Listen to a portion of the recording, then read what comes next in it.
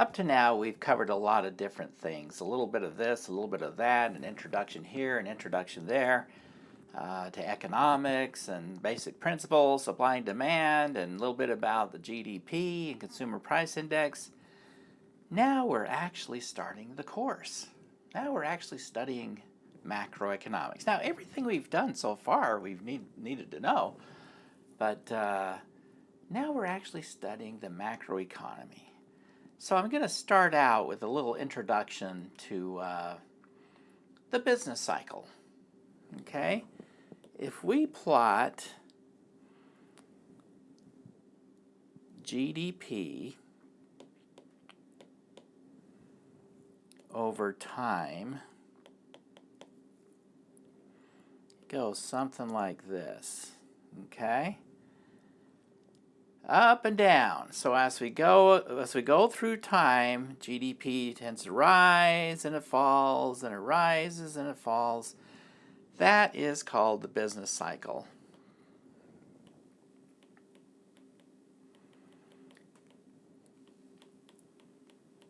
It's usually called the business cycle. It's called economic fluctuations, that kind of thing. So let's take a look at the parts of the business cycle. This here, where GDP is going up, is called an expansion. Now, if the expansion is really, really fast, we'll call it a boom, an economic boom. That's when GDP is ripping and roaring. This right here, at the peak, is called the peak. Now, here where it's going down, that's called a recession. Falling GDP. Now, the official definition of a recession is 2 consecutive quarters of negative GDP growth, or falling GDP. And if the recession is really going down, we call that a depression. Okay, so a depression is a very serious recession. I can't remember who said it, but something like a recession is when your neighbor's out of a job, and a depression is when you're out of a job. Well, that's probably pretty accurate, but the official economic definition is falling GDP for 2 consecutive quarters. Okay, and here where it bottoms out, well, I don't know why they don't just call it the bottom. They call this the peak over here, but this is called the trough. And then it repeats again. It's a peak. So we go through one of these cycles on average, roughly every 7 years. It doesn't matter who's in office. I know, even if your favorite politician's in office, it might happen when they're in charge. So we'll talk more about that later, get a little ahead. But let's just say government's ability to manage the economy has proved to be somewhat disappointing. It's pretty tough. Okay, very mixed results. Okay, well, if you'll notice, it's we're going up and down, up and down. There's a trend. Call this the trend line. The trend is up. Up and down, but the trend line is up. So this trend line is potential GDP, or sometimes called the trend line, or long run potential GDP, or sustainable GDP growth, that kind of thing. They're talking about the upward trend. And historically, that's been about 3%. Okay, rough ballpark 3%. If GDP gets higher than 3%, GDP growth higher than 3, then we're kind of in a boom. We'd say we're in an economic boom. And if it gets too much higher than 3, we kind of worry about inflation. The economy can overheat. And if it's less than that, sometimes we call that a growth recession. If it's puddling along at, say, 1% growth, that's definitely, it's growing, but it's underperforming. Okay, we've got room for improvement. Now, let's the next few chapters. The next few chapters, we're going to be talking about this long-run trend here. We're just going to be looking at things, how things fit together over the long term. We're going to look at productivity. We're going to look at financial markets, the financial system, which enables productivity because capital is very expensive, has to be financed somehow, and that's the role of the financial system. And then we're going to get into the monetary system and inflation and unemployment, and so that's going to be all just kind of how things work. And then, towards the end of the class, end of the semester, we're going to look at these fluctuations. Oh, those get real interesting because they're very politically charged. In a world of what have you done for me lately, these fluctuations are very highly politicized. Even though this long-run trend really to economists is the most important thing because those are driven by things like productivity, the subject of this chapter. It's these fluctuations that really get the votes. Now, if you happen to be in office while we're in one of these, pretty hard to not get reelected or elected. Well, if you're in office, you're reelected. If you're in office when one of these is taking place, then the chances are you're not going to get reelected. Someone's going to come in and replace you. Okay. But the fact is, these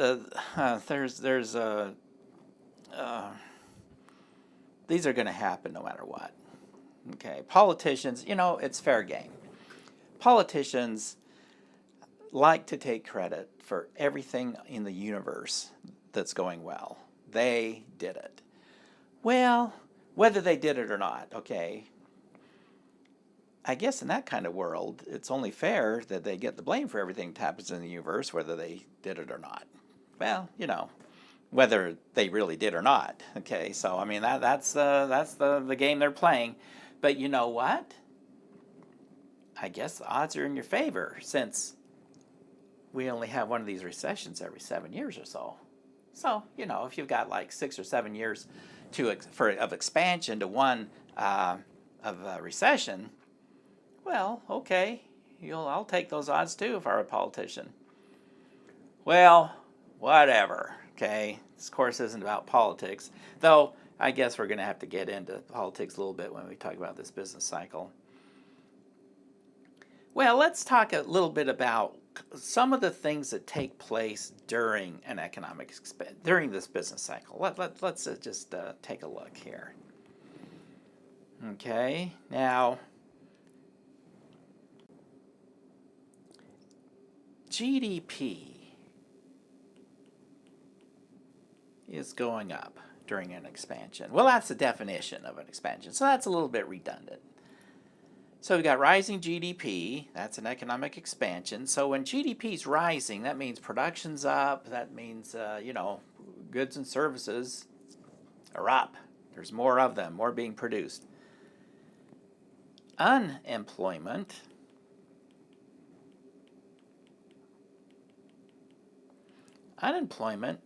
tends to go down. Why is that? Because if there's more output requires more inputs. Labor services are an input. So more labor will be demanded and unemployment will go down. Well, what else? Inflation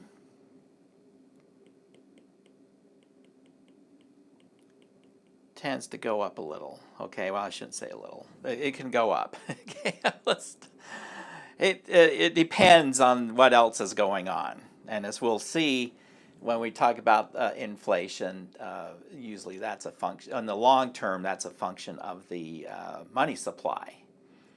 Okay, but here during these business cycles, short term, prices can rise because, again, during increasing rates of output, demand for inputs rise, demand for labor increases, demand for other inputs increase. Okay, demand for raw materials.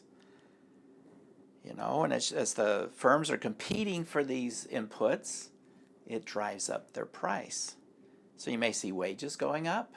You may see prices of, lumber or that kind of thing going up.